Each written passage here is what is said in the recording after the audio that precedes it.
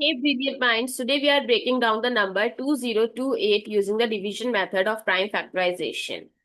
So grab your notebook and let's go step by step. So it's an even number, so we will start with the smallest prime number, that is 2. So 2028 divided by 2 gives 1014.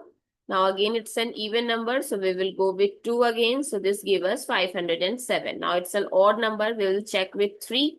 So 507 divided by 3 gives 169. Now 169 is a perfect square of 13. So let's try. So 169 divided by 13 gives 13, and 13 divided by 13 gives 1. So perfect. Now 2028 in terms of prime factors is 2 times 2 times 3 times 13 times 13.